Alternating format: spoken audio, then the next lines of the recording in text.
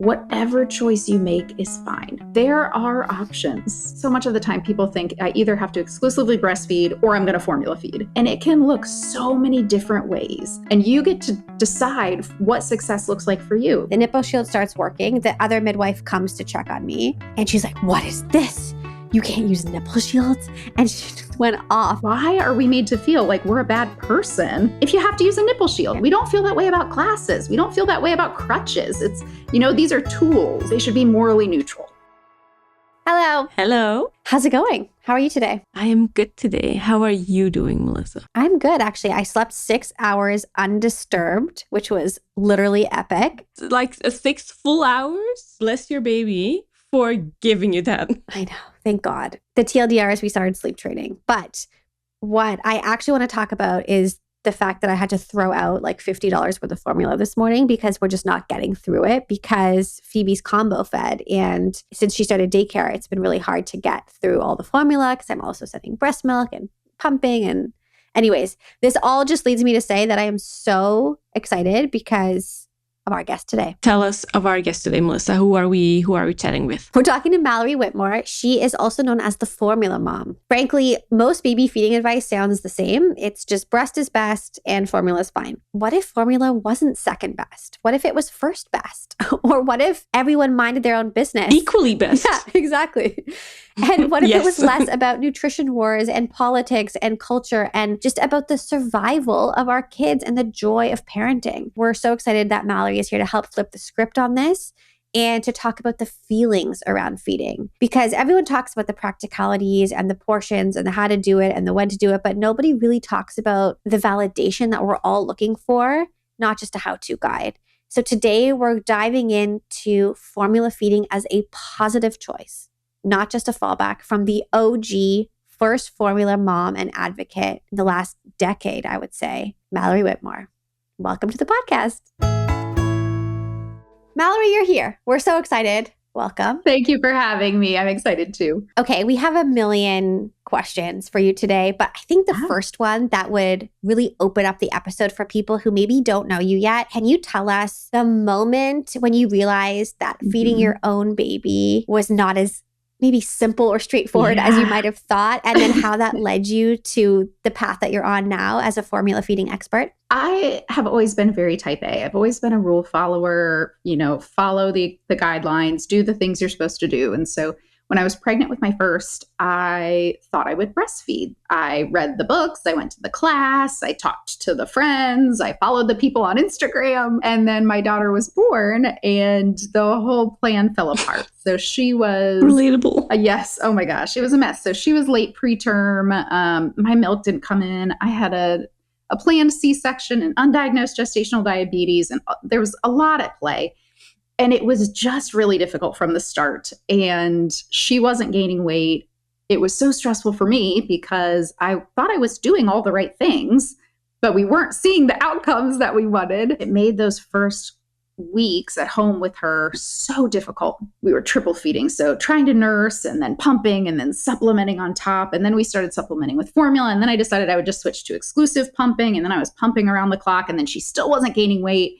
And it was really affecting my mental health. I wasn't sleeping because she was eating all the time, because she was hungry all the time, because she wasn't getting all of the nutrients. My husband and my sister had an intervention and they were like, is this what you want to be doing? And I was like, no, it's not. It's not what I want to be doing. I want to be able to enjoy my baby and enjoy this time together. Then I thought, if I'm not going to be a breastfeeding mom, then maybe I can be the best formula feeding mom that there has ever been. So I set out trying to find the same resources that I had used for breastfeeding, for formula feeding, and then quickly realized that there weren't any. There weren't books and Instagram pages and, Reddit threads or experts. And I thought that was a shame because certainly I couldn't be the only one that needed this information. And so over the past, my daughter is 9 now, over the past 9 years, I set out to become it. Wow. As you were telling that story, all I could think about were the first couple weeks with my oldest, my son, and how outrageous the feeding journey was. And I'm exactly like you, like type A, I planned, I'm like, I'm going to breastfeed, Same, and then same. it was I want to say the word on here. I probably shouldn't. So I'm going to censor myself and just say it was chaos. We ended up getting the hang of it, but it took maybe 2 months. We supplemented with formula. We finger fed in the middle of the night. Like we did a million different things. Like that fear of like, oh my God, I can't. Like your only job as a parent in the early days is to keep your kid alive. And I was like, I don't know if I can keep my kid alive. And I remember the day my husband running out, I'm like, I think we need to get formula. Like I can't keep up. I was instantly hit with a wave of fear and guilt and shame. I don't even know why. I think it was, I felt like I couldn't do it. I couldn't feed my own kid. And that was very hard for me. But also, I would have been almost like, it's like buying condoms or something, like going to the store and like, are people looking at me? Like, I don't know. I just was afraid because you're right. No one is talking about this. And we're so just thrilled that you talk about this because it is a real thing and there's absolutely nothing wrong with it. And we're just, it's just so messy. I know Esther has had a very similar journey as well. I breastfed both of my children at the beginning. I did it for longer with my oldest, but my youngest was born very fast and he was like stiff as a plank in my arms while breastfeeding. And he was like gulping down air. It wasn't working. And I come from a family of all breastfeeders. My mom, avid breastfeeder, my grandma, in times where like it was back then very normal in Belgium, where I'm located, in the 60s to be formula feeding. And she was an outlier for breastfeeding, coincidentally, which is a very funny turnaround. So for me, the stigma was like almost a generational trauma of like, I wanted to formula feed and I wanted to get rid of that guilt and that shame around like trying to switch it up and making things easier for myself because it was such a struggle. And that is such a stigma that shouldn't be there, because in the end, like this, like you mentioned, Mallory, like the mental health thing is so equally important. And it, like if you can show up as a better mom to your child, if that helps you, like I feel that alone should be such a powerful tool in parents' pockets to make sure that they feel comfortable formula feeding. Oh man, this brings me back. My kids are also like 7 and 9, so like it's been a while. We're instantly in therapy. Yes, I know. It really is. It's such an emotionally fraught decision. And I think when you're pregnant, you don't realize the extent of it. And then, you're postpartum, you're hormonal, you're recovering from a major medical event, you're not sleeping. You can't exercise, you can't, in some cases you can't drink a glass of wine because you're still on medication. Like you lose all of your coping skills and then you're faced with this really emotionally fraught challenge. And it can be gutting for some folks, just the loss of that expectation. There's a lot of grief for a lot of people too. What are some of those subtle ways that you notice that parents might not even realize they're carrying all of this weight with them? I mean, especially for mothers, but I think for every parent, it's definitely a conversation. How does this guilt and shame show up in families and sort of set the stage for your relationship with your kid? The stress of trying to breastfeed unsuccessfully prevented bonding, because every time their baby cried, they have this visceral sort of bristle reaction of, oh no, I'm reminded of my failure. You can even almost become resentful of your baby for having their needs because you can't meet their needs. And so for a lot of families, it prevents closeness and bonding because there's that disconnect between what the baby needs and what you can provide. Generally speaking, I see instances where either the mom or the baby is suffering because of the guilt and shame prohibiting the parent from making the choice that they want or need to make, which is switching to formula. So either the parent's physical or mental health is suffering. They're struggling with postpartum anxiety or postpartum depression. They're dealing with mastitis or an abscess. They've removed everything but 8 foods from their diet so that, their baby isn't allergic to anything in the milk. Or conversely, you've got babies that don't gain weight appropriately, babies that have jaundice, babies that have low blood sugar.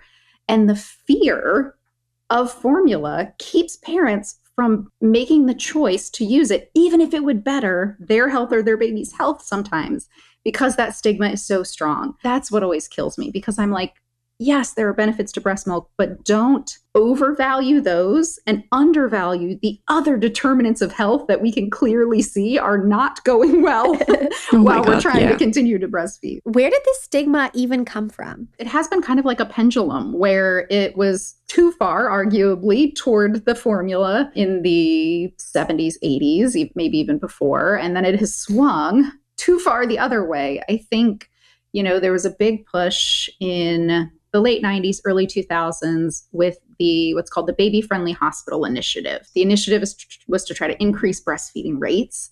And I think that kind of just trickled out. So, all of a sudden you're hearing it from your OBGYN, you're hearing it from your pediatrician.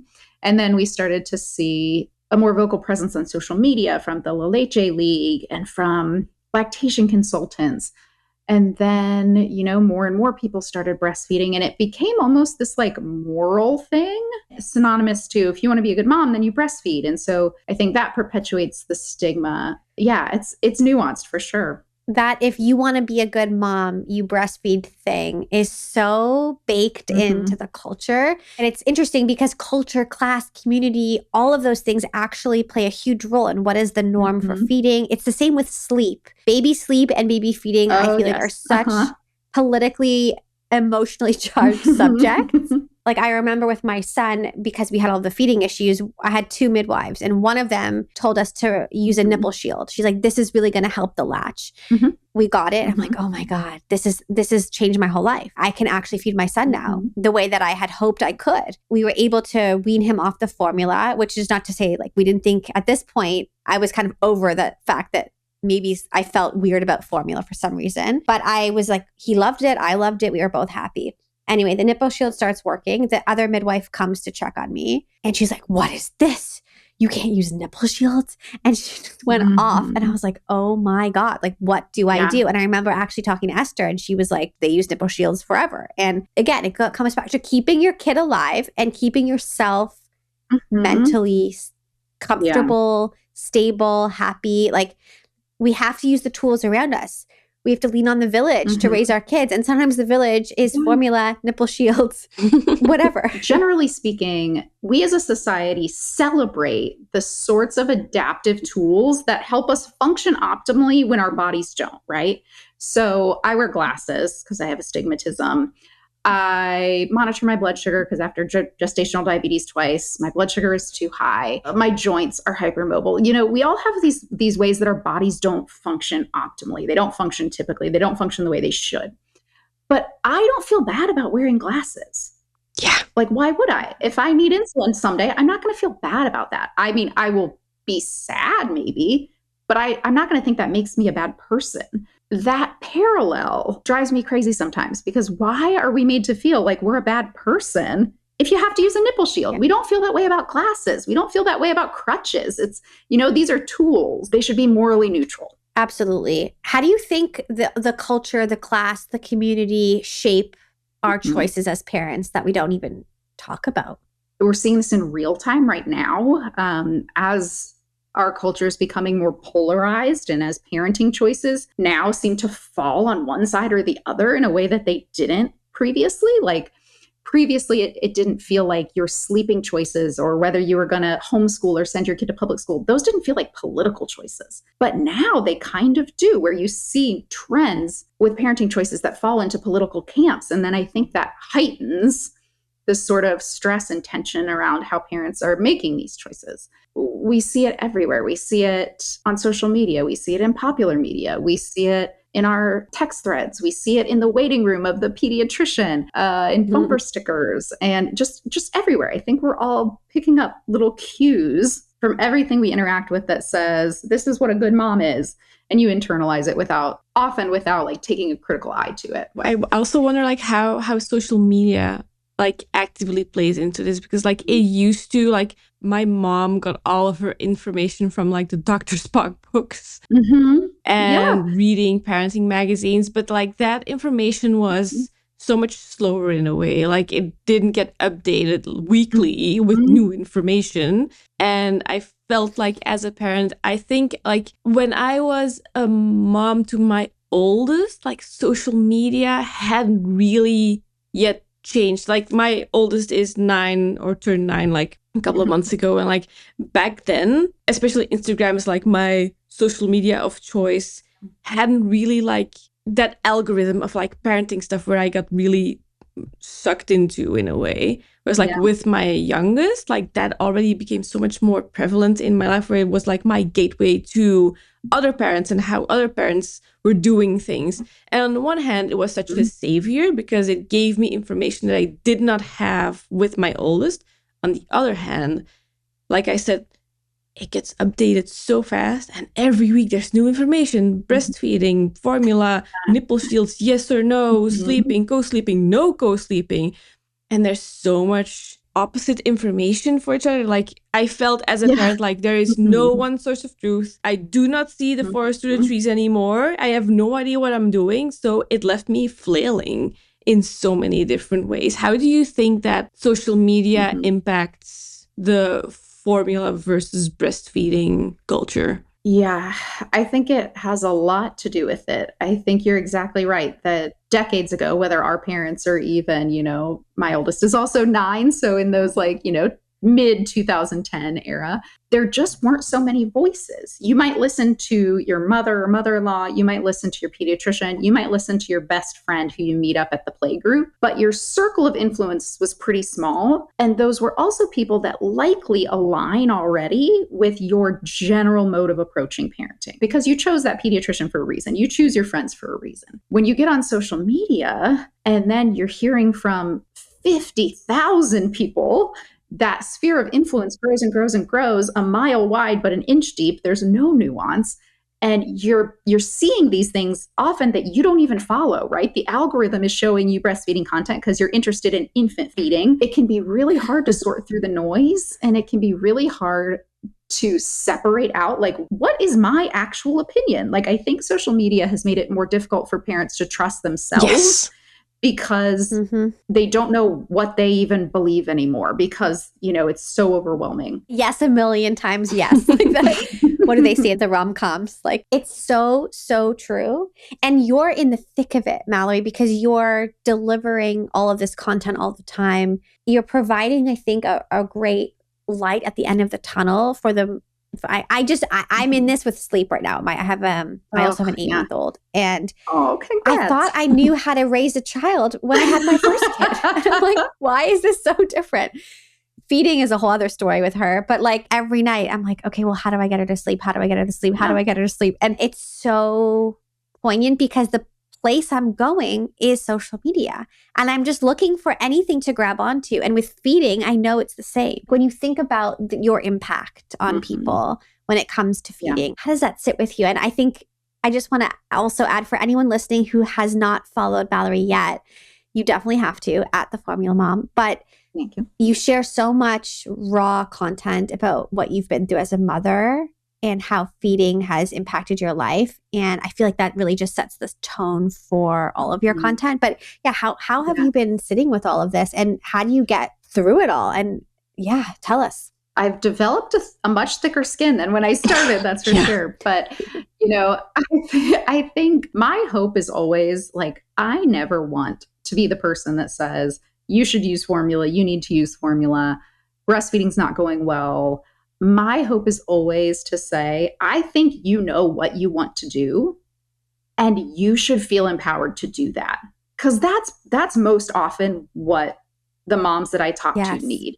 They don't need to be convinced that breastfeeding is not working for them, or to be convinced they should keep trying. What they often come looking for is validation that what they know in their gut is okay to do.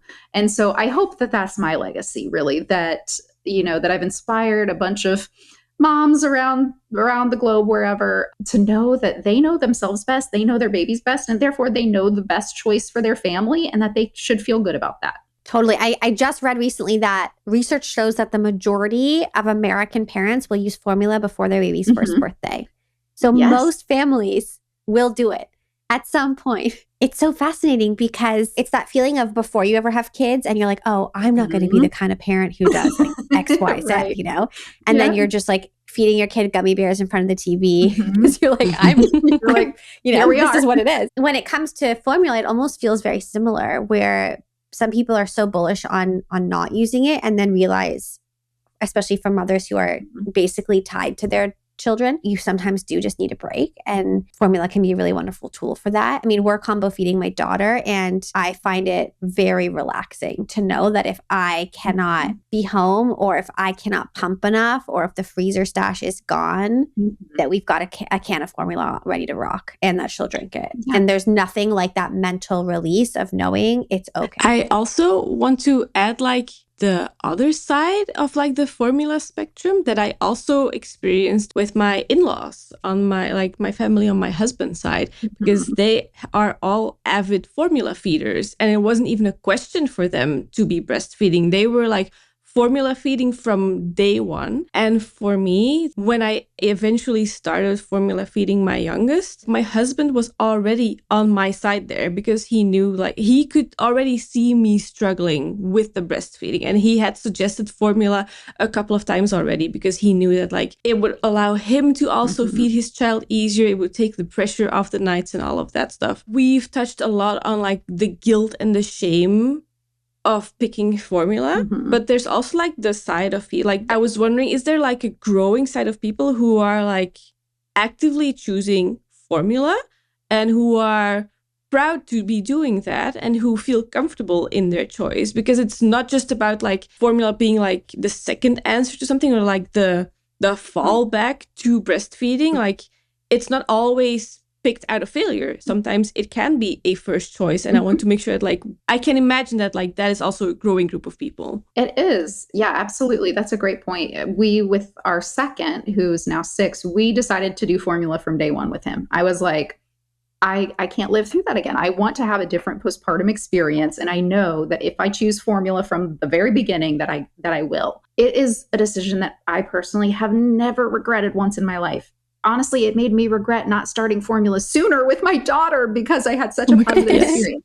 And that's not going to be the right choice for everybody. But I do see, and I think there is a growing movement of parents who view it sort of on the same lines of other bodily autonomy conversations of, I get to choose what I do with my body and I don't want to breastfeed. I always am so excited when I hear from those folks, not because I'm like, yay, more people formula feeding, but because I love a mom who knows what she wants and is willing to stand up for it, even in the face of social pressure. So I do think I'm starting to see more and more of those folks. I'm glad to see it. That's a big overarching theme in parenting for me is trying to just taking care of yourself first. You know, to put your mask on before you put your child's on, and how crucial that is to take care of yourself, to be the best caregiver. But then also exactly what you said about being true to what you want and what you need, despite what everybody around you thinks or you think they're thinking. Yeah. There's no more, like, I would say parenting is the one place where you've got so many busybodies who are not in your core family unit giving you advice on stuff like work, friendships, love even. I feel like it's all less. When it comes to parenting, everyone thinks that they know the best for your kids and your family and for you. And being able to stand up and say, like, no, this is what I'm doing is so powerful. But it's really hard, I will say. Like, I'm very influenced by my own mother, by my grandmother, by my friends, by social media. And to your point, sometimes I'm like, wait, what do I actually want? And that's when I've got to go like walk around the block and figure it out. But when you think about feeding and parents who are either in the thick of it with young babies at this point or about to have babies, like, what would be one thing that you would want these parents to know about feeding? Okay, I have 2 things, if that's okay. So the first is that whatever choice you make is fine. There are options, whether it's breast milk, whether it's donor milk, whether it's tube feeding or bottle feeding, formula feeding, exclusive pumping, finger feeding, even hopefully not long term with that, because that's quite the process. But there are options.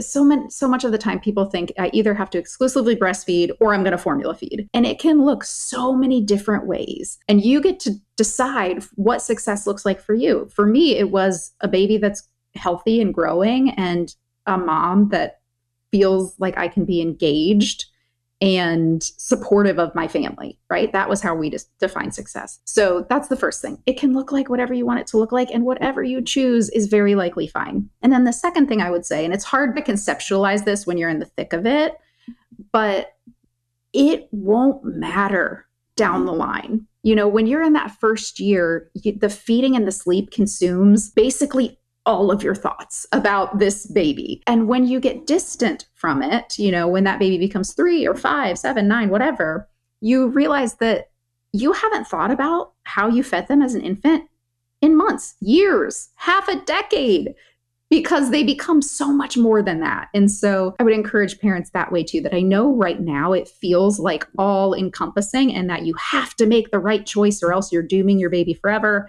But I can tell you 5 years from now, you literally will never give it a second thought. Absolutely true. Especially from my own experience, obsessing over it with my first and then realizing, yeah, we've moved on. Also, it's so funny how we are obsessing about that first year of feeding, and then 3 years down the line, they're eating chicken nugget crumbs and only beige foods, and you're yeah, keeps you growing is fine. You're already happy they're eating something and not just smashing their plate on the floor. Oh, that happened last night in my house. A full plate smash. It was an accident, to be fair, but still smashing. It's because my son didn't want to eat dinner. He was fussing around. Anyway, can you tell us a little bit more about how we can think about formula from the practical standpoint? I think one thing that's always gotten me bogged down as a mom is the expiration date. I was ranting to Esther about this earlier. Because my daughter is combo fed, we don't go through that much formula, and it's pretty expensive, and I'm throwing it out constantly.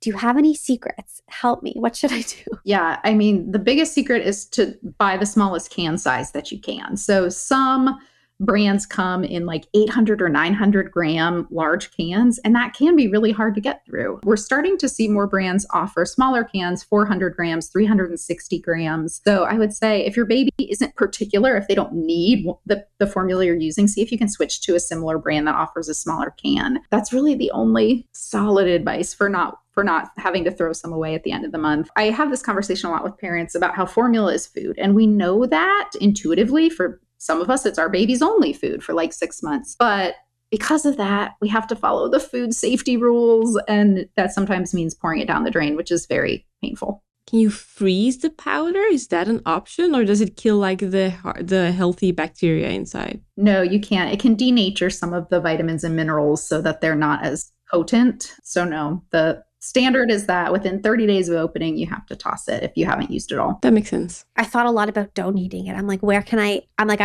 got a week left on this formula.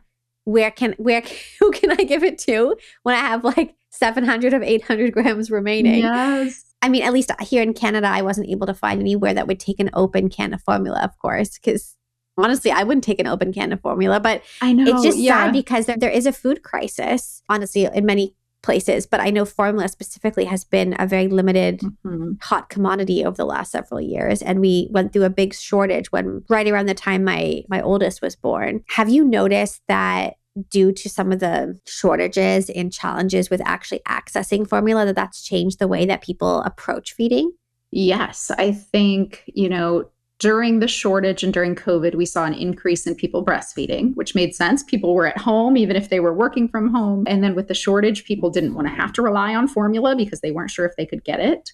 Now that we are seeing an increase in return to work, people are not working at home as much. They're going back to the office. We're seeing those breastfeeding rates go back to what they were before. I think post-shortage, we're still seeing some, I hesitate to call it hoarding behavior because I think the behavior is justified for a lot of parents that haven't been able to find their formula in the past. But I do think that if parents even get a hint that they might not be able to find it, if there are only 6 cans on the shelf and they feel like there should be 20, they will buy all 6 cans because they are, they're nervous about running out. And sometimes that makes the problem worse in that then it does run out and then the other parents freak out and it becomes this sort of snowball effect. But like I said, I can't blame them. That was a truly a traumatizing time in 2022, early 2023 with parents not being able to find formula. Yeah, it was scary. I remember looking for some for my newborn. He was born May of 2022. And there was one brand. I remember my husband took a photo and was like, is it this one? And I'm like, what else is there? He's like, nothing. I'm like, that it's that one. May 2022 was really the heart of it. Yeah. Luckily for our family, we were able to getting him off it. Only luckily in the sense that there was a shortage, not because I have anything against formula, of course, but just like it's stressful. I mean, if that's your only way to feed your kid, it's intense. And that actually brings me to the most epic book title there ever was. Can you please tell us about bottle service? What can we expect from your new book? We're so excited to read it. Thank you. Yes. So bottle service, it comes out February 24th next year, 2026. And it's basically the book that I was looking for when I first decided I'm going to be the best formula feeder ever. I'm going to find all the resources, when my first was a baby and that I couldn't find. So it is a guidebook first and foremost. So there's education, there's quick tips, things that you can implement that day that could make your life easier or better. But then there are also these, I call them mom notes throughout, and they're just little vignettes about motherhood and postpartum and things that are normal and getting out of your house and, and all of those things. So I would say it's equal parts education and support. And it tracks through the first year. So 0 to 3 months, 3 to 6, 6 to 9, 9 to 12, answering the common feeding questions that parents tend to have in those time periods, but then also some of the big feelings that can happen, like when you're returning to work, for example, or you're leaving your baby with a babysitter for the first time, things like that. Oh my God, that sounds exactly like the book that I needed when I was like up in the middle of the night with a bottle with my 9-week-old who we just had decided, like, because we had like the canister of formula in the house already just in case. And it was like the night where he was just screaming and crying and not settling down whatsoever. I remember sitting there. It was like mid-December. I was so cold. I was so tired. I was bottle feeding him. I was struggling. There was like nowhere on the internet where I could really feel like I could find the right information that I needed for that specific moment. I just wish I had like your book that I could just like flop open next to me and be like, what's Mallory saying? Please. Oh, I love that. Yeah. I wish that for you too, but I'm glad that it's here now or forthcoming. There will be many parents who find it so helpful, I'm sure. I hope so. Is there anything else that you could tell us, me, aka me, I'm being very selfish because I'm in the thick right now, like I said, about how to think about feeding in general. I mean, honestly, we're sort of we're dealing with this whole like she hates solids, but we have to make her eat at some point. Like, not make her eat, but like the balance between formula, solids, and breast milk. Can you share as like a final piece of wisdom with us when you enter that stage and age where kids are weaning off of the milks and the formulas and the breast milks and entering solid land, what that is like and how to think about that balance? Yeah, absolutely. So 2 pieces of advice here. The first is easier, which is I would encourage you to evaluate how you're doing in this effort on a weekly basis versus a daily basis, because some days are just not good, right? Your baby doesn't eat well. It's frustrating, whatever. So look at it over the course of a week. So over a week, is this looking okay or not? That can provide a little bit of peace versus the daily, like how many ounces have we done today? Things like that. And then logistically, I find a lot of parents, their baby turns 6 months, they're excited about solids and they like jump in with 2 feet and they're doing like 3 meals and 2 snacks a day. While solids introduction is important, especially for like oral motor development and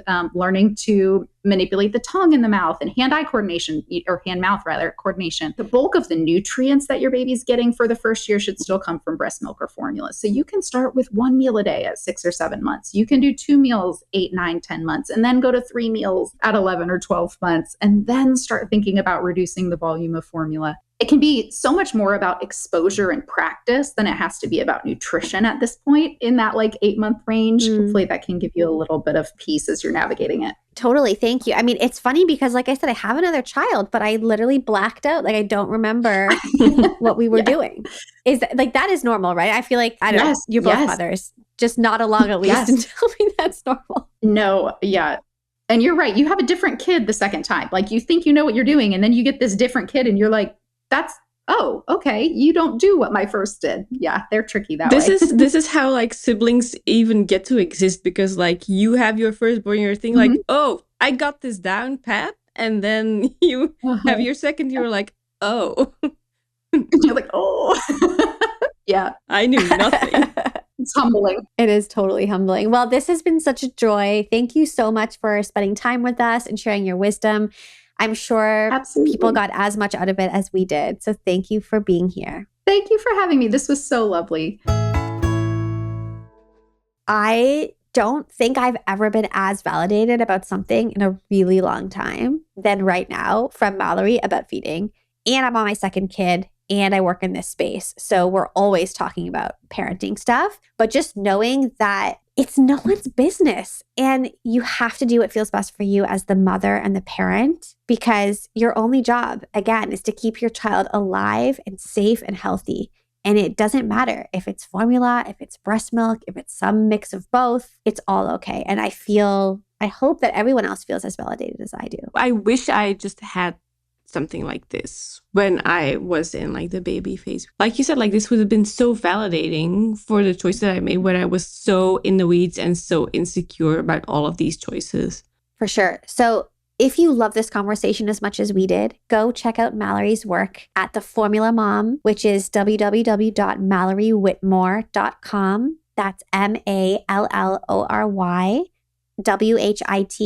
more.com, or on Instagram and TikTok at The Formula Mom. She also has a new book coming out called Bottle Service. Best title ever. Best title. It is available for pre-order now and it will be on shelves in February. So very, very soon. And to everyone listening who's just deep in the infant feeding phase right now, first of all, I'm right there with you. And second of all, however you're feeling today and however you're feeding your baby, bottle, breast, combo, in the car, at 3 a.m., just know you are doing great and everything you're feeling is normal. And we'll see you next time. Okay, and that's the pod. But please don't go anywhere yet. Don't press any buttons. Before you go, we want to remind you that We're Doing Great is brought to you by Pok Pok, an award-winning company reimagining how kids play and learn using technology. If you appreciated this episode, please give us 5 stars so other parents can come find us too. And don't forget to subscribe so you never miss an episode. Come find us on Instagram and TikTok at We're Doing Great Pod. We would love to talk to you and learn from you and just chat and be friends. And until then, don't forget you're doing great.